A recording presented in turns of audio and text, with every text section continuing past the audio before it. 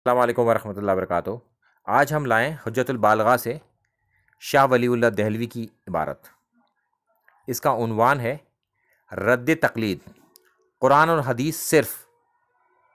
जब कुरान और हदीस आ जाए हमारे सामने तो फिर किसी की अंधी तक़लीद नहीं करनी हमें कि किसी की कौल के पीछे चलना ही चलना है।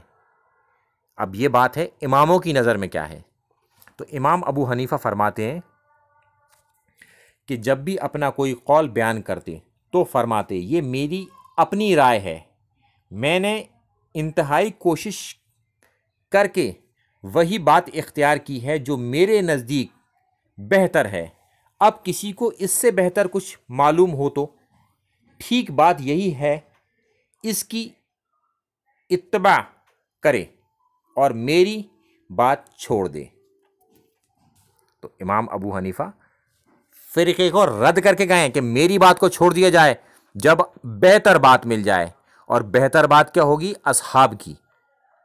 इनसे बेहतर बात होगी अल्लाह के रसूल सल्लल्लाहु अलैहि वसल्लम की, और उनसे भी बेहतर बात होगी अल्लाह की। तो हमें किताबुल्लाह और सुन्ना पर चलना है, ना कि किसी की अंधी तकलीद करना। और जिसकी हम अंधी तकलीद कर रहे हैं ना आज, वो खुद बने करके गया इस बात को। तो हमें इमाम अबू हनीफ़ा को भी मानना है और इमाम अबू हनीफ़ा की भी मानना है। की मानना ज़रा मुश्किल है, क्योंकि जब इमाम अबू हनीफ़ा से कुरान और हदीस टकराएंगे तो फिर इन्हें छोड़ना पड़ेगा हमें। इमाम अबू हनीफ़ा तो अपना मौक़िफ़ वाज़े कर गए।